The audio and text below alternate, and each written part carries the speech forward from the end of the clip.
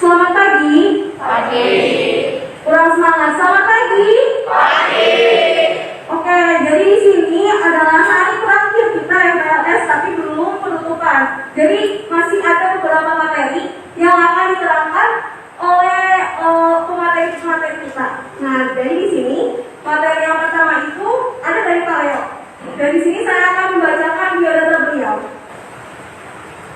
Nama beliau yaitu Pak Leo Chandra Eko Saputro. Lahir di Magelang pada tanggal 3 Juni 1990. Riwayat pendidikan yaitu SD Taka Kadita, terus SMP Karang Kanita, SMA Negeri 1 Metropolitan, terus S1-nya ada di Universitas Negeri Semarang, terus yang kedua profesinya yaitu Universitas Negeri Semarang. Jadi untuk pemateri saya persilakan kepada. Oke, pendidikan anti korupsi adalah salah satu materi yang akan Bapak sampaikan di kegiatan MPLS ini. Lanjut.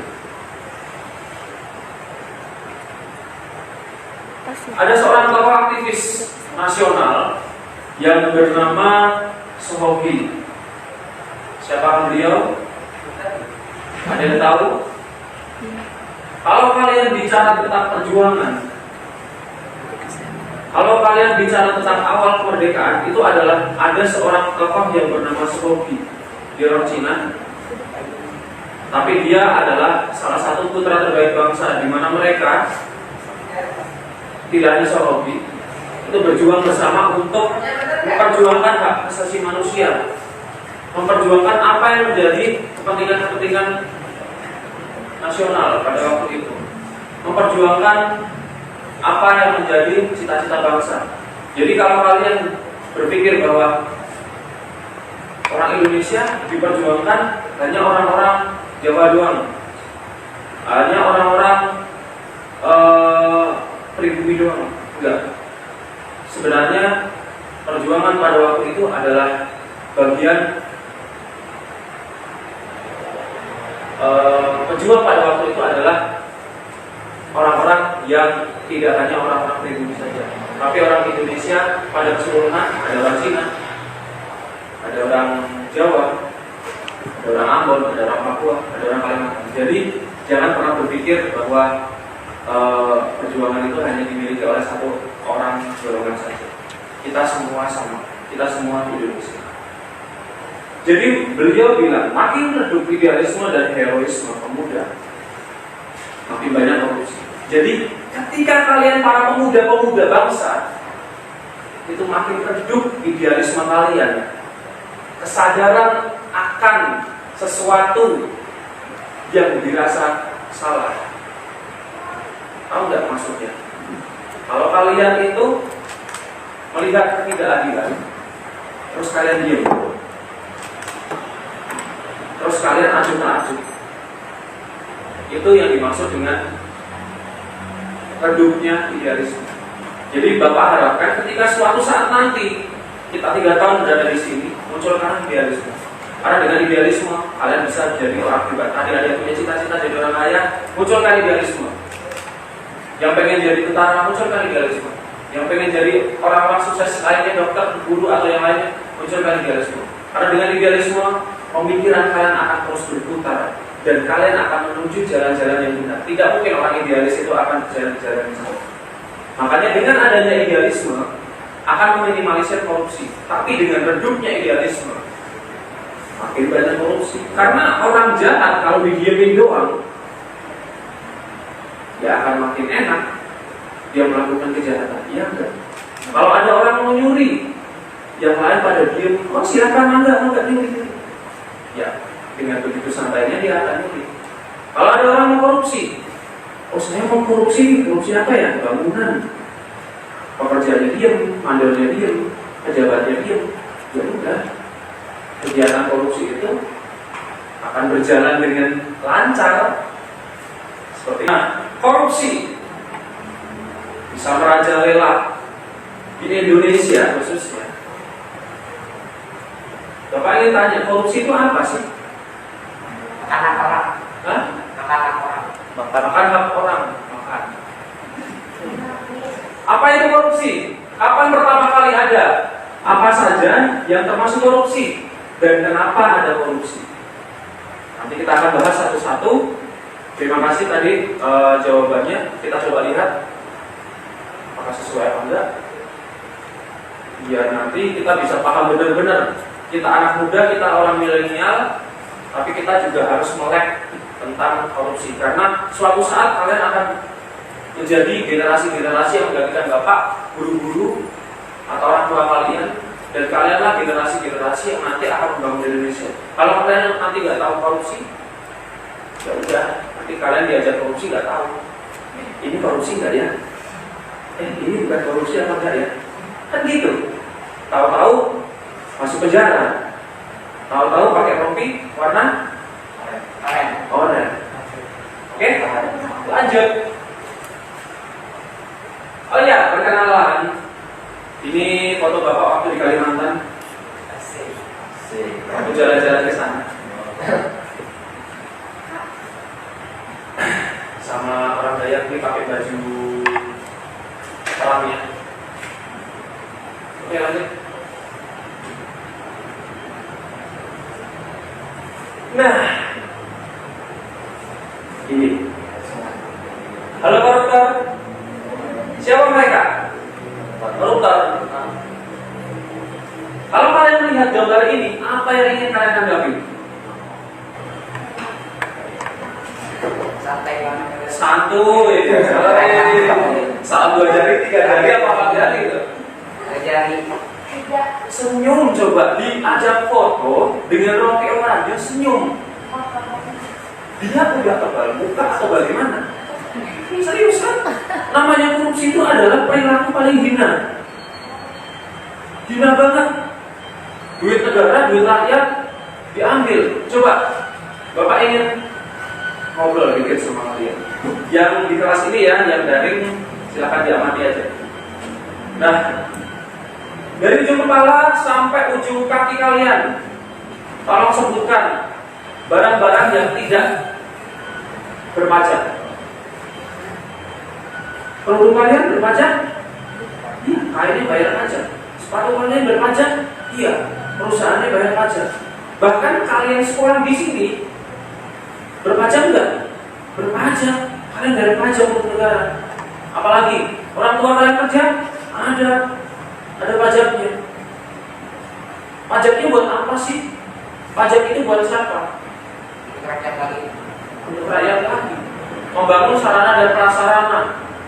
Dan juga perlu kalian ketahui, pajak itu digunakan untuk membayar pegawai negara yang ada PIN-nya.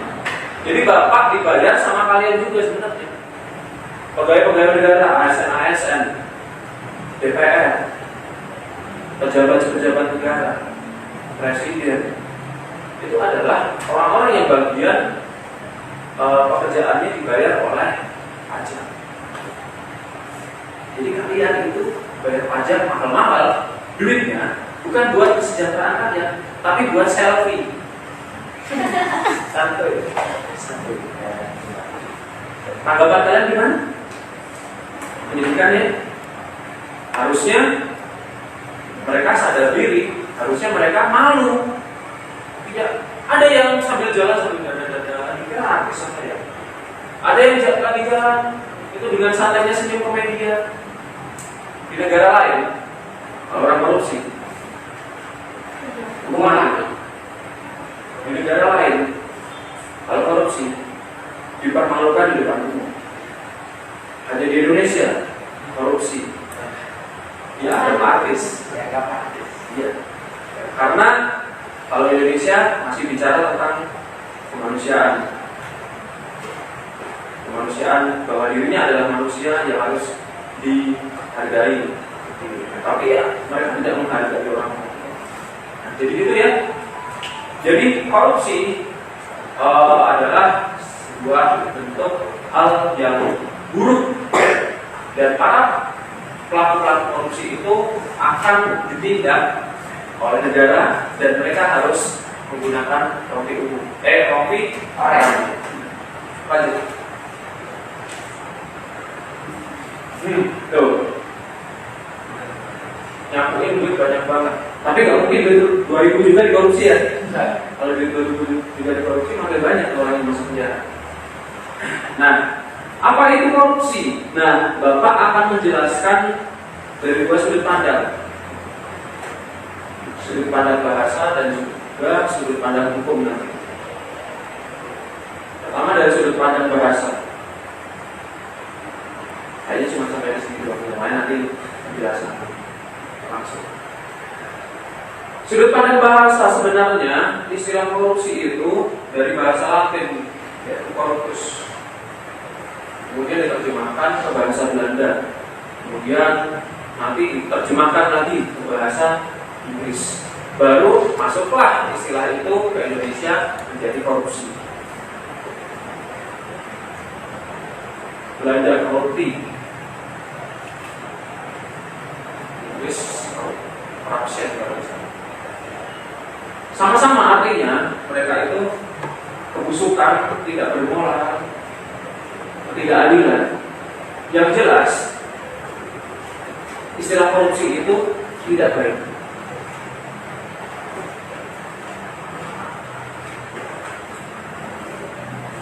Kemudian ada dari sudut pandang hukum. Nah ini agak serius. Sudut pandang hukum karena jelas, tegas, dan mengikat. Kalau sudut pandang hukum, ada undang-undang tipikor. Tipikor itu apa? Tindak pidana korupsi. Itu nanti kalau yang punya cita-cita jadi polisi, jadi pegawai KPK, itu nanti bermain-main di undang-undang tipikor itu. Lanjut.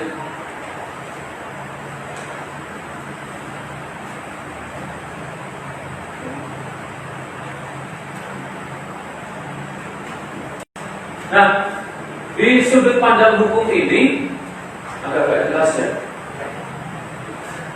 Didengarkan aja. Dari sudut pandang hukum ini, orang yang dianggap korupsi itu harus apa ya? Harus mencakup 3 unsur.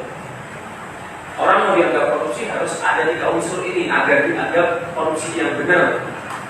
Nah, kalian yang mau korupsi harus sesuai dengan kaidah-kaidah korupsi ya. 3 unsur ini, yaitu yang pertama itu ada 3, ada sub unsurnya, yaitu orang korupsi itu harus masuk dalam perbuatan melawan hukum. Yang kedua, menyalahgunakan wewenang. Yang ketiga, menyalahgunakan sarana dan prasarana negara. Itu yang pertama tadi. Perbuatan melawan hukum. Nah, yang pertama perbuatan melawan hukum dia jelas ada undang-undangnya. Jadi kalau orang melawan hukum maksudnya adalah orang yang melanggar undang-undang tersebut. Itu simpelnya. Kemudian penyalahgunaan wewenang. Bapak apa ya? Kepala dinas. Kepala dinas pekerjaan umum. Contoh aja ya. Contoh aja.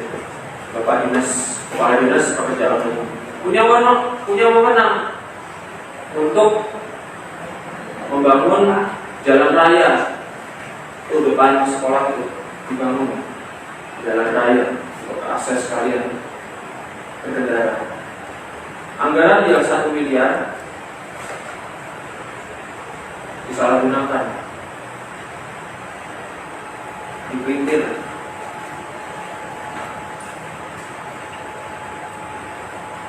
Kebijakan-kebijakan yang harusnya membangun sarana dan prasarana dipelintir untuk kepentingan dirinya dan golongannya. Karena dia apa? Karena dia punya wewenang.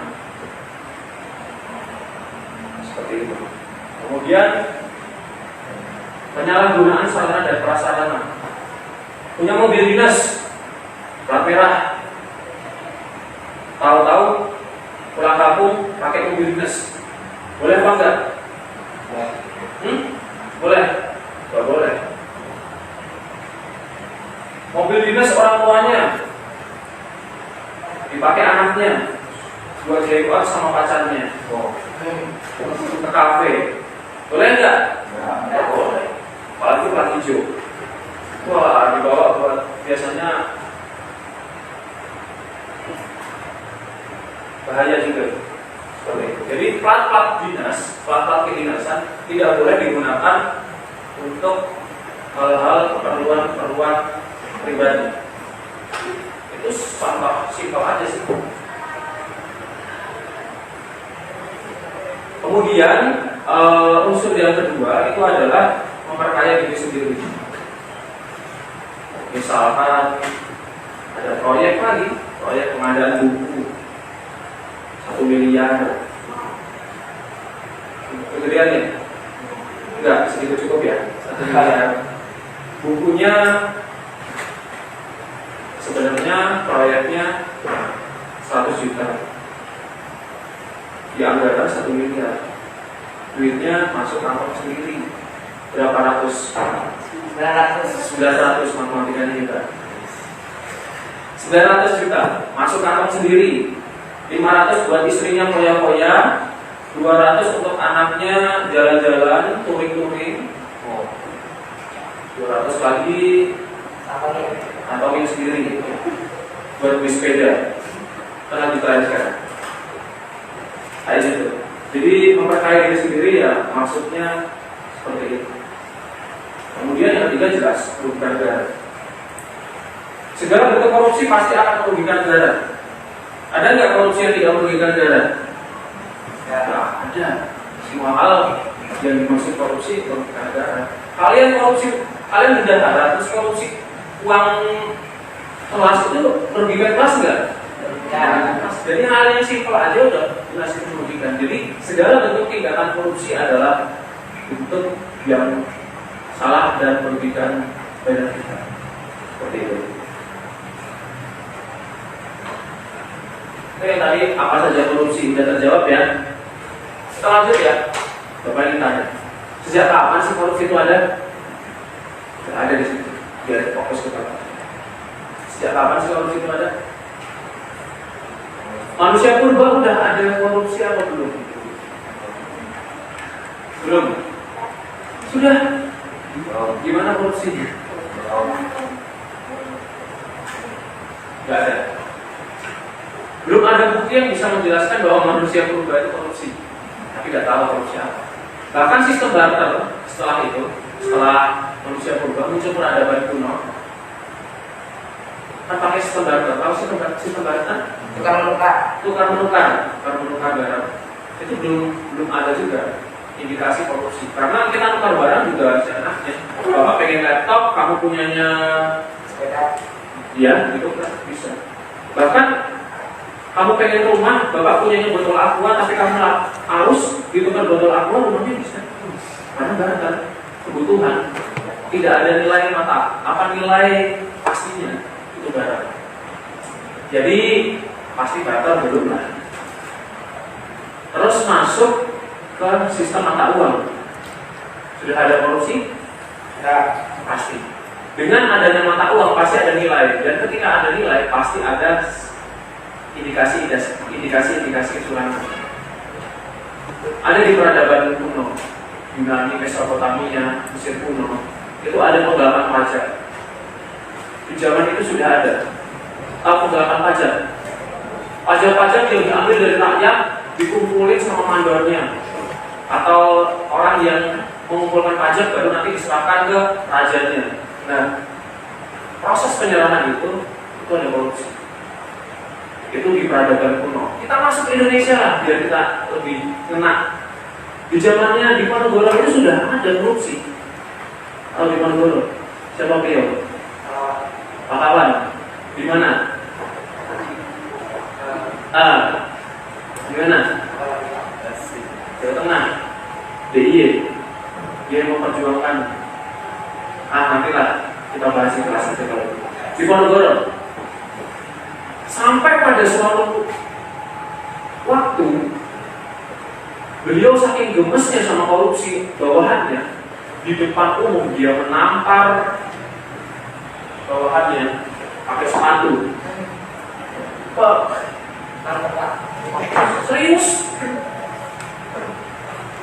Itu ada ilustrasinya tapi Bapak tidak memperingatkan karena nanti ada bentuk kekerasan di situ. Itu ada bentuk penamparan di situ oleh Diponegoro kepada bawahannya karena dia gemes sama korupsi. Zaman naik lagi, lanjut VOC Belanda. Ada korupsi? Ada. Kamu tahu pembuat Microsoft? Kamu tahu pembuat Facebook? Tahu. Mereka kaya-raya ya. Mereka kaya-raya ya. Dan omsetnya tuh wah, tidak terhitung oleh jari. Perlu kalian ketahui bahwa pendapatan VOC pada waktu itu, karena di VOC di Company pada waktu itu jauh lebih besar dari pendapatan mereka berdua.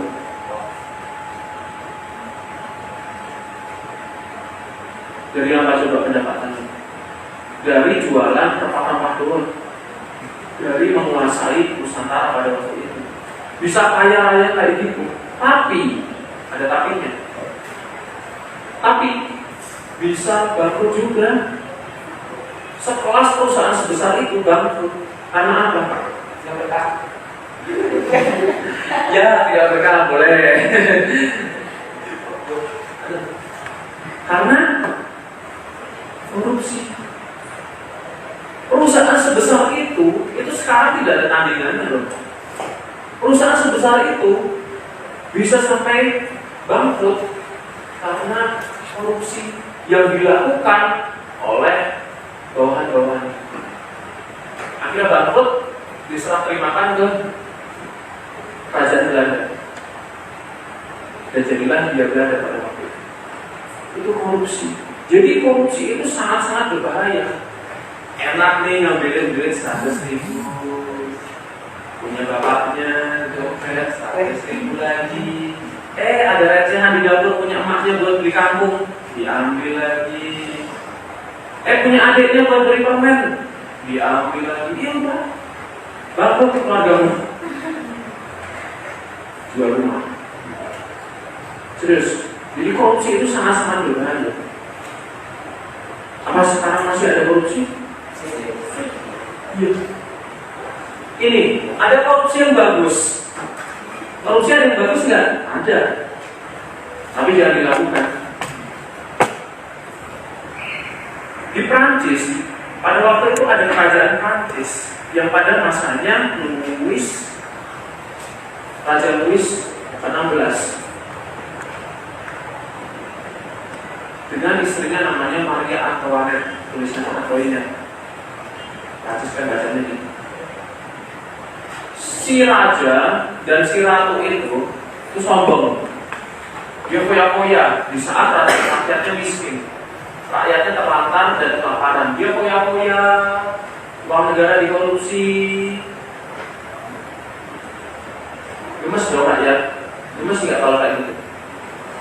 Geram apa enggak? Marah apa enggak? Marah.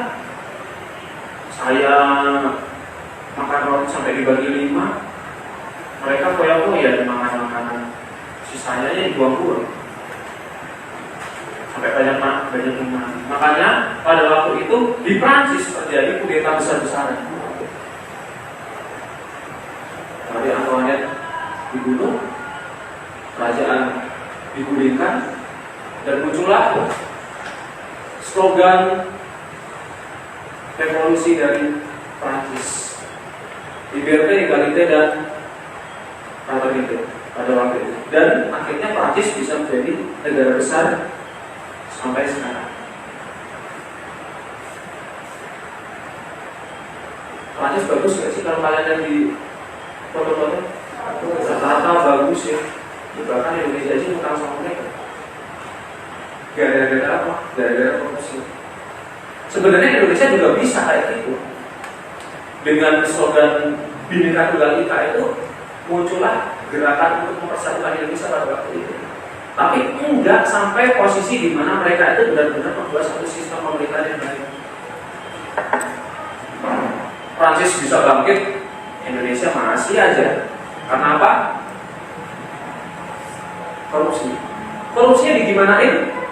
Dibudayakan. Korupsi dibudayakan, bukannya tarian tradisional dibudayakan, batik yang dibudayakan, tapi korupsi yang dibudayakan. Kapan-kapan kalau misalkan kita ada demo expo gitu tentang budaya, kita budayakan korupsi ini. Kita munculkan, wah ini budaya kita korupsi. Karena apa? Karena dari zaman dulu sampai sekarang orang-orang itu malah pada berlomba-lomba untuk korupsi. Banyak orang-orang bahkan kalau kamu korupsi ngajak temannya, bagi-bagi duit yuk. Katakan ini berjajan, gratis. Ambil aja di uang kelas. Soalnya mereka punya sikap kayak gitu. Banyak, bahkan di pemerintahan juga banyak yang kayak gitu. Bagi-bagi hasil, bagi-bagi uang. Orang yang benar gimana? Orang yang benar diasingkan.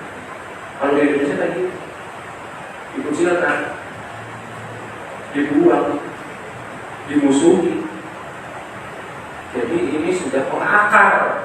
Korupsi ini sudah mengakar kuat di tradisi Indonesia. Siapa yang bisa merubah? Siapa yang bisa merubah? Kamu. Kita yang bisa merubah. Dari apa? Dari apa? Dari kesadaran diri masing-masing sudah tidak korupsi. Iya apa enggak? Iya. Kalau orang nggak sadar-sadarnya, nggak akan ada kelihatan untuk merubah seperti itu. Jadi kapan korupsi itu ada? Sudah sejak lama. Sekarang masih ada? Nah, Bapak ingin kasih gambaran juga nih. Masih semangat? Masih ya, masih paham gitu. Bapak ingin kasih gambaran ini. Apa saja sih yang termasuk korupsi itu? Apa saja yang termasuk korupsi? Ada yang bisa kasih opini? Apa saja yang termasuk korupsi? Gak ada. Yang termasuk korupsi, yang jelas tadi, yang pertama dan terutama perbuatan yang merugikan negara. Pasti itu perbuatan yang termasuk korupsi. Suap menyuap, tadi makan uang rakyat, suap menyuap bisa masuk. Apa sih yang dimaksud suap menyuap?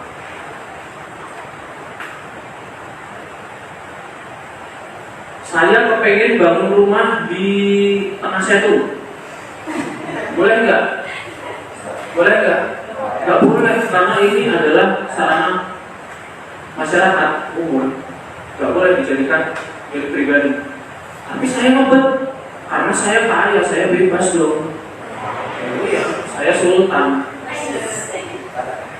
Saya punya uang banyak. Siapa sih yang nggak bisa saya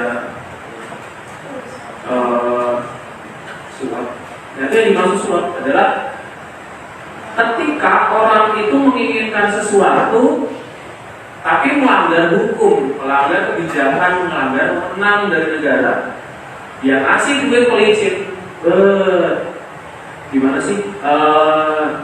Berapa sih biayanya buat menyuap para pejabat agar saya bisa dapat rumah di tengah danau atau setu? 5 miliar. Wah, 5 miliar itu mah saya kedip udah keluar tuh 5 miliar. Kasih 5 miliar, besoknya dibangun di tengah setu. Rumah lantai 10. Itu suap menyuap. Paham? Lanjut ya. Penggelapan, manipulasi. Siapa yang pernah jadi bendahara? Bendahara. mengelola uang kelas. Ada kondisi di mana kalian menggunakan uang kelas itu yang disepakati bersama untuk beli fotokopian, pernah? Atau dekor kelas, pernah? Habisnya 10.000 minimal, contoh. Tapi ada penggelapan di situ, kelasnya 100.000, biaya dekornya 10.000. Tapi ketika laporan ke wali kelas dan juga teman-teman yang lain, biayanya 90.000. Penggelapan atau manipulasi, ya? Nah, iya. Dimanipulasi itu laporannya, itu korupsi. Ada yang kepengen? Jangan. Itu untuk digerakkan. Kemudian pemerasan.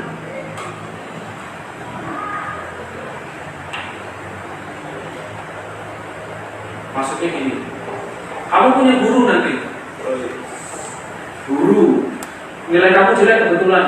Misalkan guru matematika, nilai kamu jelek. Yang dikasih contoh gurunya apa muridnya nih? Muridnya aja ya, muridnya yang memeras ya. Pak, kok nilai saya jelek sih di matematika? Iya, karena kamu jarang belajar, jarang masuk di kelas sebagai aja. Pak, saya pengen kuliah di hubungan internasional. Kalau nilai saya matematikanya jelek, nanti gimana? Ya itu urusanmu. Pak, gak bisa diurusin, gak bisa. Serius Pak, serius. Pak, sebenarnya saya punya nih foto Bapak waktu masih muda, waktu masih alay. Mau saya sebarin atau Bapak kasih nilai saya 90? Mana dia fotonya? Ini Pak, ya ampun. Akhirnya si Bapak itu daripada malunya seumur hidup disebarin, dia akhirnya memberikan nilai 90. Seperti itu. Tapi jangan nyari foto Bapak waktu muda ya. Alay semua. Nah, itu contoh aja ini di luar uang.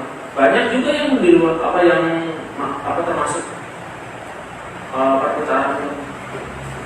Ada yang diungkit-ungkit keluarganya daripada keluarganya nanti dipermalukan atau mau dibunuh atau mungkin bagaimana.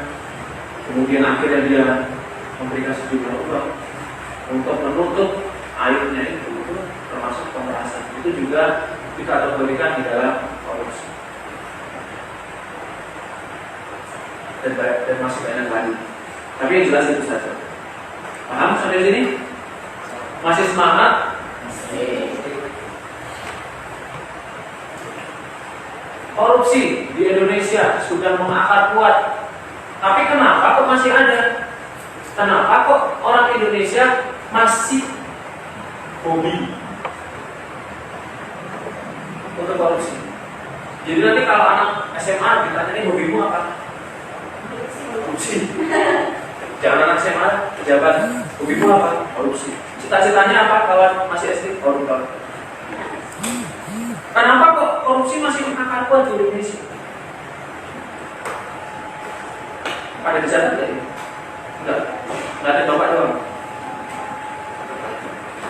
Kenapa kok masih ada korupsi di Indonesia? Karena yang pertama, desakan dari orang-orang di sekitar. Satu, ya kan? Tahu desakan maksudnya? Ngajak. Tapi lebih memaksa.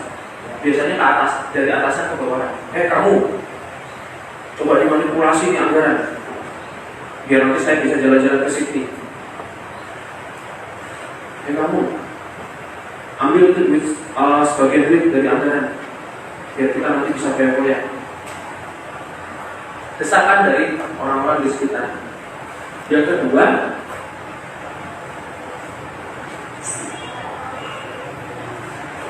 konsumtif. Konsumtif konsumtif. Siapa yang uang sakunya 50.000? Siapa yang uang sakunya 20.000? Nah, pasti habis nggak? Paling juga bisa berimpor. Kalau misalnya, ini bagus. Kalau misalkan langsung habis, itu adalah tipe orang yang konsumtif. Jadi punya duit segini, ya udah dihabisin semua buat koya-koya. Nggak ditabung, nggak buat investasi. Itu konsumtif. Nah, jadi orang yang biasa koya-koya, kebetulan duitnya habis, nih, koya-koya itu kayak candu, kayak orang sakau. Suatu saat mesti pengen nambah.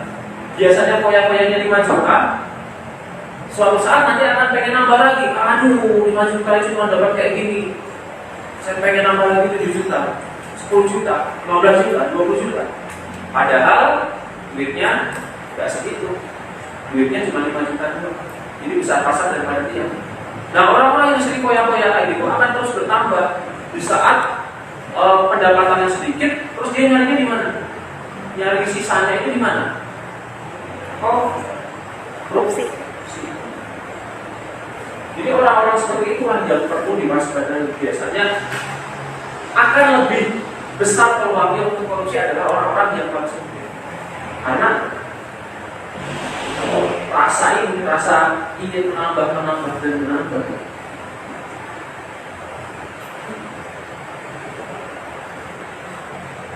Kemudian yang ketiga, yang pasti itu adalah peluang seperti yang tadi Bapak bilang di awal. Adanya korupsi di Indonesia yang terus-menerus menggerogoti bangsa kita, ya karena memang ada peluang.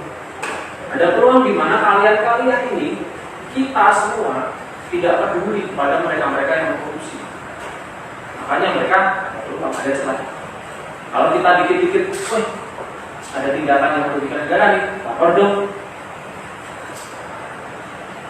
Itu kita bisa meminimalisir peluang-peluang mereka yang korupsi. Enak loh, serius loh, kalau negara kita tidak korupsi, itu enak banget. Indonesia adalah negara yang paling subur dari negara-negara yang lain. Karena apa? Bila kita garis khatulistiwa berarti disinari matahari lebih banyak dari negara-negara lain. Yang kedua, curah hujannya tinggi, jadi tanah itu subur. Yang ketiga, sumber daya alamnya banyak. Kalau dikelola dengan baik, Indonesia bisa kayak negara-negara Eropa. Negara-negara Timur Tengah yang mengandalkan sumber daya alam minyak bumi saja bisa kaya raya. Dubai bisa bangun gedung-gedung bertingkat, bisa kaya raya.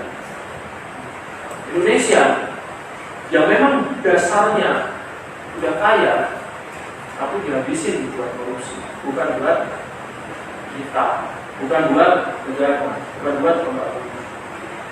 Gitu. Indonesia, kalau Indonesia itu dikorupsi terus, Bapak ingin tanya ke kalian, seberapa bobrok negara kita ini? Sudah seberapa bobrok Indonesia karena korupsi?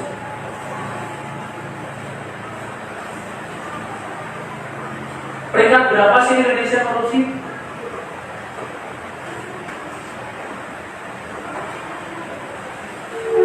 Dari data yang Bapak dapat, Indonesia di ASEAN saja itu peringkat 3 negara yang korup. Wow. Berapa jumlah negara ASEAN? 162. PR. Berapa jumlah negara ASEAN? Peringkat 3 terkorup di ASEAN. Di dunia berapa? Ratusan negara di dunia, Indonesia peringkat 90.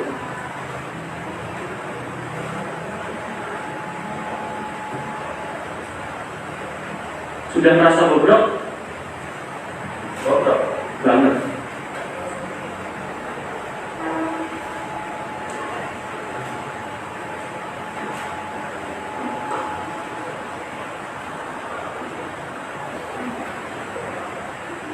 Kalau kalian merasakan seberapa bobroknya Indonesia dan kalian menyadari bahwa ini sudah membudaya, ini sudah membudaya sekali korupsi itu.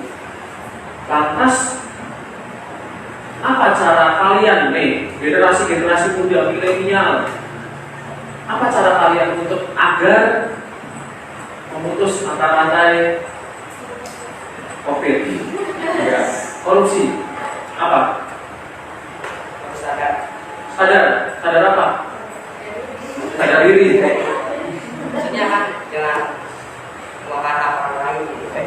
Iya, ini kamu cita-citanya apa? Cocok ini minimal kepala desa ya. Lurah, habis itu bupati, habis itu presiden. Nah, solusinya dan caranya agar kita memutus mata rantai korupsi ya itu ya benar, kita harus sadar bahwa apa yang kita lakukan itu salah. Kita harus membuat satu mindset di kepala bahwa korupsi itu tidak baik.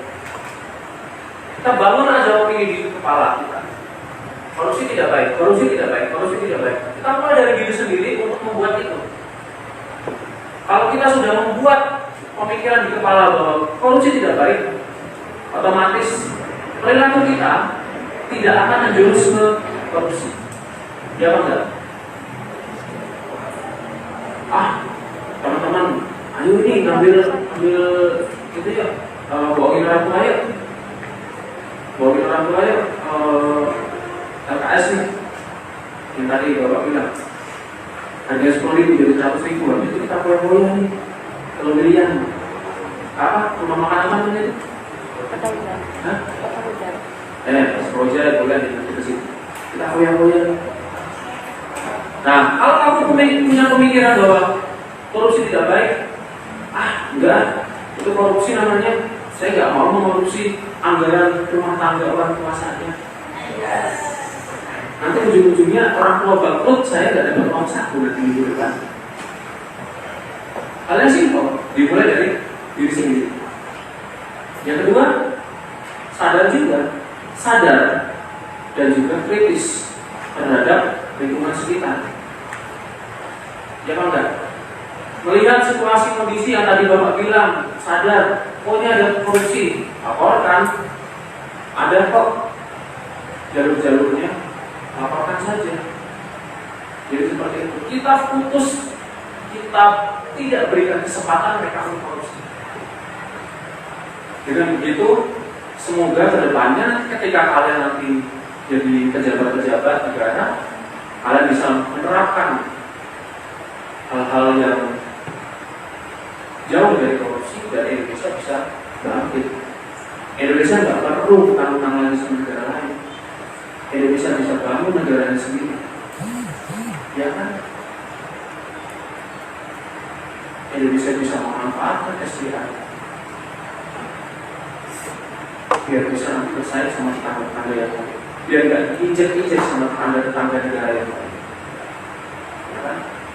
Karena negara kita miskin kan, kita sering dianggap sebelah mata sama negara lain. Kita ribut sama Malaysia nya benar. Ya kan? Bahkan sebagian pulau-pulau kita sudah direbus sama negara lain, kita nggak punya kuasa. Ya karena kita nggak punya duit, karena kita ngutang sama mereka. Gitu.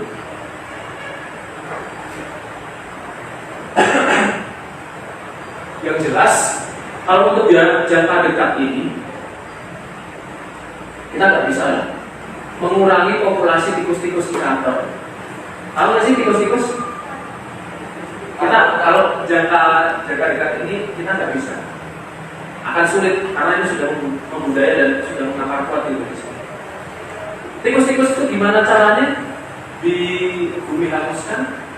Yaitu kita bertahan, dimulai dari kalian, dimulai dari guru-guru yang peduli dan memberikan edukasi anti korupsi kepada kalian. Dimulai dari orang-orang pemerintah yang memberikan sosialisasi ke masyarakat akan pentingnya korupsi. Akan pentingnya anti korupsi. Nanti lambat laun tikus-tikus pun akan berlarian dan menjadi tikus-tikus yang baik. Ada kok negara yang hancur gara-gara korupsi? Ada nggak? Ada. Contohnya Brasil. Brasil adalah salah satu negara yang memang hampir kolaps karena korupsi. Bahkan kabinet-kabinetnya itu hampir 90% korupsi pada waktu itu.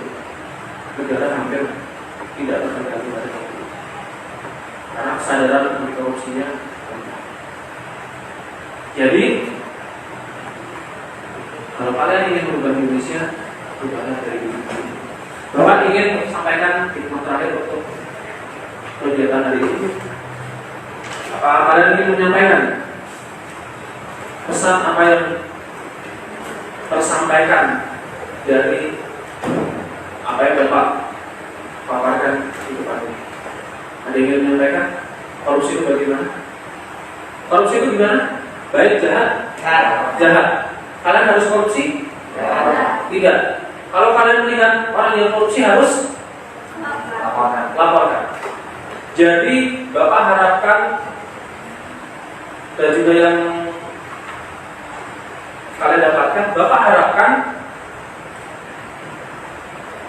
anak-anak SMA Negeri 1 Cigudeg yang tercinta ini, yang ada di kelas ini maupun yang di daring, besar harapan Bapak kalian jadi orang-orang yang hebat, orang-orang yang membangun bangsa, orang-orang yang kaya dan sukses tanpa harus korupsi. Sekian dari Bapak. Terima kasih untuk komunikasi yang luar biasa hari ini. Bapak cukupkan. Selamat pagi dan sampai jumpa. Terima kasih banyak semua.